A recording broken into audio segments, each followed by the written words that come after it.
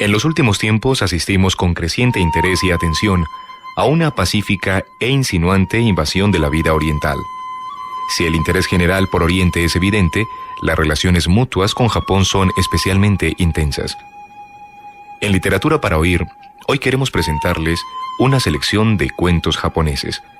Nuestro primer invitado es Shin Ishii Oshii, fallecido en 1997. Más de 1000 cuentos, que abarcan temas desde asuntos cotidianos de la vida moderna hasta ciencia ficción, dan cuenta de su prolífica obra.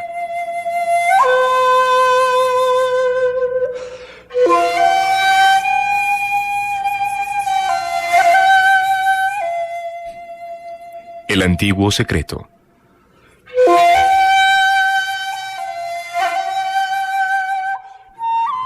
Señoras y señores, disfruten de la fiesta. Hay mucha comida y bebida. Después anunciaremos una noticia sorprendente. Esto es una celebración anticipada, dijo el señor R. Aquel hombre poseía un palacete. Invitó a personas destacadas de todos los ámbitos. Él dirigía una gran compañía alimenticia. Por eso derrochaba mucho dinero en comida de buena calidad. Uno de los invitados le dijo: «Muchas gracias por invitarme a esta fiesta tan lujosa. Voy a comer todo lo que pueda. Me tomo la libertad de abusar de su hospitalidad. Por cierto, cuéntenos, ¿cuál es la enhorabuena?». El señor R contestó sonriendo: «Gracias a usted, nuestra compañía va prosperando rápidamente. Nuestra política no se basa solo en obtener beneficios, sino también en ayudarles a todos ustedes. Por eso hemos proporcionado fondos a un equipo de exploradores de las junglas del sur». «Ah, sí. Es magnífico y admirable. Pero, ¿qué relación hay entre la función social y la jungla?». «Bueno, según la leyenda, hace muchísimos años vivía una tribu que poseía el secreto de la larga vida. Creemos haber descubierto ese secreto». Al escuchar la frase, «el secreto de la larga vida», los invitados exclamaron con gran ilusión: «¡No lo sabíamos!». Lo guardamos para impresionarles. Los exploradores traspasaron la jungla, lucharon con fieras, cruzaron torrentes y caminaron por precipicios empinados. Todos los obstáculos se vencieron sin más problemas porque nuestra subvención era suficiente. El señor R describió al mínimo detalle aquella escena para promocionar su compañía, pero ellos querían escuchar lo que en verdad era relevante. «¿Y después?», preguntaron los invitados. «Al final descubrieron unas ruinas antiquísimas. Creemos que pertenecían a una grandiosa cultura. Por suerte se tuvo conocimiento de un hecho importante. Escribían dibujos y caracteres en la pared en un lenguaje ilegible». Exclamaron entonces: «¡Sí es verdad, qué maravilla!». «Sí, yo también estoy contento». Le preguntaban sonriendo al señor R: «¿Es el sueño de toda la humanidad? ¿Lo anunciará después?». «Por supuesto. Es el secreto más anhelado por el ser humano. No tengo la intención de monopolizarlo. Si ustedes viven muchos años y disfrutan, también podremos vender más nuestros productos. Nos beneficiaremos mutuamente», dijo el señor R con aire altivo. Querían saberlo lo más pronto posible. «Por favor, anúncielo cuanto antes», suplicaban todos. «Esperen un momento, por favor. El equipo ha tomado unas fotos de la pared. Está escrito en caracteres ya caídos en desuso. No es nada sencillo interpretarlo, por eso se lo hemos pedido a un epigrafista. Acabo de recibir una llamada y por fin me ha dicho que ha tenido éxito en la transcripción. Dentro de poco vendrá aquí. Yo también voy a escuchar la gran noticia por primera vez. Hasta entonces, por favor, sigan disfrutando». Le aclamaron, brindaron y degustaron la comida. Aunque la noche ya estaba terminando, nadie se marchó. Todos querían estar presentes para el gran momento. Pronto llegó el epigrafista. El señor R se los presentó. «Perdónenme por haberles hecho esperar tanto. Silencio, por favor. Bien, profesor, anuncie el esperado resultado, por favor». Se levantó una ola de aplausos, pero él tartamudeó: «Tengo un problema. Estoy un poco preocupado». «¿Qué pasa? ¿Acaso no es el secreto de la larga vida?». «Sí, lo es». «¿O es demasiado difícil?». «No, es muy fácil». «Si es eso, no es necesario tener miedo, venga».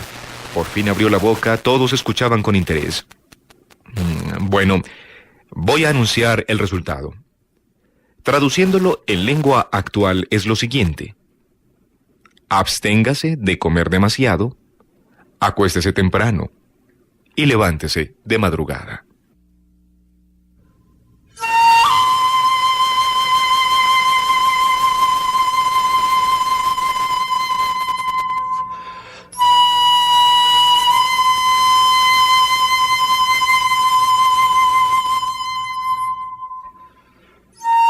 Yukio Mishima, nacido en Tokio en 1925, es otro de nuestros cuentistas invitados.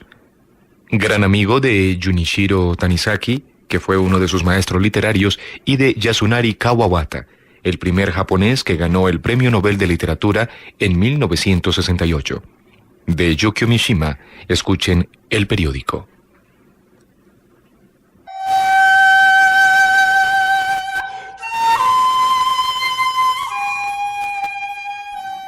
El marido de Toshiko estaba siempre ocupado. Incluso esa noche había tenido que salir precipitadamente para acudir a una cita y ella había vuelto sola en un taxi. Pero, ¿qué otra cosa podía esperar una mujer casada con un atractivo actor? Toshiko había sido una tonta al suponer que pasaría la noche con ella. Sin embargo, él sabía cuánto le espantaba volver a su casa tan poco acogedora con sus muebles de estilo occidental y las manchas de sangre que aún podían verse en el piso. Toshiko había sido siempre extremadamente sensible, tal era su naturaleza. Como resultado de un constante preocuparse por todo, jamás engordaba, y ahora, ya una mujer adulta, más parecía una figura etérea que una criatura de carne y hueso. Hasta sus amistades ocasionales no podían dejar de advertir la delicadeza de su espíritu. Aquella noche se había reunido con su marido en un nightclub, y se había sentido herida al encontrarlo relatando a sus amigos una versión del incidente. Sentado allí, con su traje de estilo americano y un cigarrillo entre los labios, se le había antojado un extraño. «Es un cuento increíble», decía con ademanes extravagantes intentando acaparar la atención que monopolizaba la orquesta. «Fíjense ustedes que llega a la casa la niñera enviada por la agencia de colocaciones para nuestro hijo y lo primero que veo es su vientre. ¡Enorme! Como si tuviera una almohada debajo del kimono. Y no era de extrañar porque enseguida observé que podía comer más que todos nosotros juntos. Nuestra provisión de arroz desapareció así», hizo chasquear los dedos. «Dilatación gástrica». Tal fue la explicación que nos dio acerca de su gordura y su apetito. Anteayer, escuchamos quejidos y lamentos provenientes de la habitación del niño. Corrimos hasta allí y la encontramos en cuclillas, agarrándose el vientre con las dos manos, gimiendo como una vaca. En la cuna a su lado, nuestro chico, aterrado, lloraba con toda la fuerza de sus pulmones. Les aseguro que era algo digno de verse. ¿Y salió el gato encerrado?, preguntó un amigo actor de cine como el marido de Toshiko. «Vaya si salió. Me dio el susto de mi vida». Yo había aceptado sin titubear la historia de la dilatación gástrica, ¿comprenden? Bueno, sin perder el tiempo, rescaté la alfombra fina y extendí una manta sobre el piso para que se acostara allí. Durante todo el tiempo la muchacha gritaba como un cerdo herido. Cuando llegó el médico de la clínica, el chico ya había nacido. La habitación había quedado convertida en un matadero. «No me cabe la menor duda», apuntó alguien y todo el grupo se echó a reír. Escuchar a su marido hablar del horrible suceso como de un incidente jocoso hizo enmudecer a Toshiko. Cerró los ojos durante un instante y vio nuevamente al recién nacido frente a ella en el piso y su frágil cuerpecito envuelto en papel de periódico manchado de sangre. Toshiko pensaba que el médico lo había hecho todo por despecho, como para acentuar el desprecio que sentía por esta madre que había dado a luz a un bastardo en tan sórdidas condiciones. Había ordenado a su asistente que, en vez de mover al pequeño con los correspondientes pañales, lo hiciera con papel de periódico. Esta dureza para con el recién nacido hirió a Toshiko. Sobreponiéndose al disgusto que le causaba toda la escena, había buscado un pedazo de franela sin usar que tenía en reserva y, fajando cuidadosamente al niño, lo había depositado sobre un sillón. Esto había sucedido después de que su marido saliera de la casa. Toshiko no se lo había contado, temiendo que la creyera demasiado blanda y sentimental. Sin embargo, el episodio se había grabado profundamente en ella.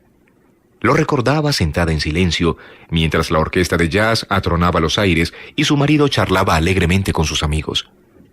Sabía que nunca podría olvidar a aquel niño, acostado sobre el piso envuelto en los papeles manchados.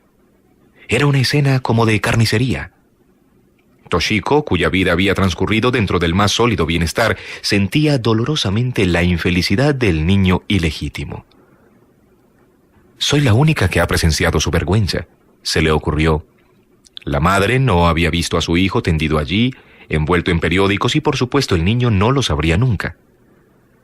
Si guardo silencio, este chico nunca se enterará de la verdad. ¿Por qué siento culpa entonces? Después de todo, fui yo quien lo levantó del suelo y lo envolvió en la franela y lo depositó sobre el sillón. Se retiraron del nightclub y Toshiko subió al taxi que su marido había llamado para ella. «Lleve a esta señora a Ushigome», ordenó al conductor mientras cerraba la puerta desde fuera.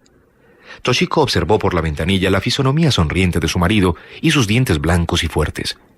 Se recostó entonces en el asiento, sintiendo con angustia que la vida entre ellos era en cierta manera demasiado fácil, demasiado carente de dolor. No hubiera podido expresar este sentimiento con palabras. Echó una última mirada a su marido por la ventanilla trasera del coche. Se aproximaba a grandes zancadas a su automóvil Nash, y la espalda de su llamativa chaqueta de tweed no tardó en mezclarse y desaparecer entre la gente. El taxi se alejó, cruzó una calle llena de bares y pasó luego por un teatro frente al cual se apretujaba la gente. Acababa de finalizar la función, las luces ya estaban apagadas y en la semioscuridad las flores artificiales del cerezo que decoraban la entrada resaltaban en forma deprimente. Dejándose llevar por sus pensamientos, Toshiko llegó a la conclusión de que, aun cuando el niño creciera en la ignorancia de su origen, nunca se convertiría en un ciudadano respetable. Aquellos pañales de sucios periódicos serían el símbolo bajo el cual se encaminaría toda su vida.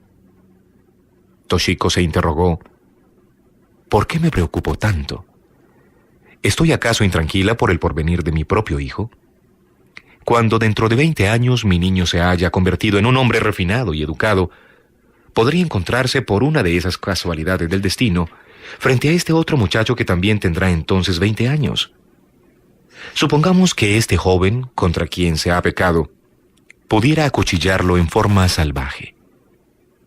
La noche de abril era nublada y calurosa, pero los pensamientos sobre el futuro hicieron estremecer a Toshiko y la entristecieron. No, cuando llegue el momento yo tomaré el lugar de mi hijo, se dijo de pronto. Dentro de 20 años yo tendré 43, y me presentaré ante ese muchacho y se lo relataré todo. Sus pañales de periódicos y cómo yo lo envolví en la franela y lo levanté del suelo. El taxi se adelantaba por el ancho camino que bordeaba el parque y el foso del Palacio Imperial. A lo lejos, Toshiko veía los puntos luminosos que señalaban los altos edificios. Prosiguió su monólogo interior. Dentro de 20 años, ese pobre infeliz se encontrará en la mayor miseria. Llevará una existencia desolada, sin esperanzas, llena de pobreza. Será una rata solitaria. ¿Qué otra cosa podría ocurrirle a un niño que ha tenido semejante nacimiento? Irá vagabundeando por las calles, maldiciendo a su padre y aborreciendo a su madre. No cabía duda de que aquellos sombríos pensamientos producían a Toshiko cierta satisfacción. Se torturaba con ellos sin cesar. El taxi se aproximó a Hansomon y pasó frente a la embajada británica. Las famosas hileras de cerezos se extendían desde allí en toda su mágica pureza. Toshiko decidió contemplar aquellas flores a solas, lo cual era una extraña decisión para una joven tímida y carente de espíritu aventurero. Sin embargo, se hallaba en un estado de ánimo poco usual y temía volver a su casa. Aquella noche su mente estaba invadida por toda clase de fantasías inquietantes. Cruzó la ancha calle, se convirtió en una delgada y solitaria figura en la oscuridad. Por lo general, cuando se movía entre el tráfico, Toshiko se aferraba con miedo a su acompañante. Sin embargo, aquella noche caminó sola rápidamente entre los autos hasta llegar al parque largo y angosto que rodea el foso del palacio. Aquel foso se llama Shidori Gafushi, abismo de los 1000 pájaros. El parque se había convertido en un bosque de cerezos en flor. Las flores formaban una masa de sólida blancura bajo el cielo nublado y tranquilo. Los farolitos de papel que colgaban entre los árboles estaban apagados. Los reemplazaban lamparillas eléctricas de varios colores que brillaban tenuemente bajo las flores.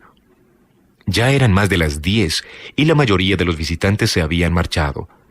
Los pocos que aún permanecían allí empujaban automáticamente con los pies botellas vacías o aplastaban los desechos de papel al caminar. Periódicos, recordó Toshiko y su mente retornó al hilo de los acontecimientos anteriores. Papel de periódico manchado de sangre. Si un hombre oyera hablar alguna vez de tan lastimoso nacimiento y descubriera que era el suyo, aquello bastaría para arruinar toda su vida. Y yo, una extraña, tendré que guardar tan gran secreto, el secreto de una vida. Perdida en estos pensamientos, Toshiko caminó por el parque. La mayoría de los transeúntes eran parejas silenciosas que no le prestaban atención. Vio a 2 personas sentadas sobre un banco de piedra al lado del foso. No miraban las flores sino el agua. Todo estaba oscuro y envuelto en pesadas tinieblas. El sombrío bosque del Palacio Imperial se perdía tras el foso. Los árboles parecían formar una sólida masa con el oscuro cielo. Toshiko caminó lentamente por el sendero sobre el cual colgaban grávidas las flores. Sobre un banco de madera ligeramente apartado de los demás, vio algo que no era, como imaginara en un principio, una cantidad de flores de cerezo ni alguna prenda olvidada por los visitantes del parque. Al acercarse comprobó que era una forma humana echada sobre el banco. ¿Sería alguno de esos miserables borrachos que se van durmiendo a la intemperie? Evidentemente no era ese el caso, ya que el cuerpo había sido cuidadosamente cubierto con papeles cuya blancura había atraído la atención de Toshiko. Observó detenidamente al hombre con camiseta marrón, acurrucado sobre una cama de papeles de periódicos y también cubierto por ellos. Sin duda aquella era su morada ahora que la primavera había llegado. Toshiko observó el pelo sucio y despeinado que en ciertas partes mostraba una irremediable decadencia. Mientras velaba el sueño del hombre envuelto en periódicos, no pudo evitar el recuerdo de aquel otro niño acostado en el suelo, cubierto por sus miserables pañales. El hombro enfundado en la camiseta marrón subía y bajaba acompasadamente en la oscuridad. Toshiko sintió de repente que todos sus miedos y premoniciones tomaban cuerpo. La frente pálida del hombre se destacaba en la oscuridad. Era una frente joven, aunque surcada por las arrugas de largas penurias y miserias. Había remangado ligeramente sus pantalones color caqui y en sus pies descalzos llevaba zapatillas deshilachadas. Resultaba imposible ver su rostro y de pronto Toshiko sintió un deseo incontrolable de observarlo. La cabeza del hombre estaba semioculta entre sus brazos, pero, acercándose aún más, Toshiko pudo ver que era sorprendentemente joven. Observó las gruesas cejas y el fino puente de la nariz. La boca ligeramente entreabierta respiraba juventud. Pero Toshiko se había acercado demasiado. La cama de periódicos crujió en el silencio de la noche y el hombre abrió bruscamente los ojos. Se levantó de pronto al ver a la joven parada a su lado. Sus ojos brillaron en la noche y segundos después, una mano llena de fuerza tomó la fina muñeca de Toshiko. Ella no se asustó, ni hizo esfuerzo alguno por librarse. Como un relámpago, un pensamiento atravesó su mente. Ah, ya habían pasado 20 años. El bosque del Palacio Imperial estaba tan oscuro como el azabache y un profundo silencio reinaba en él.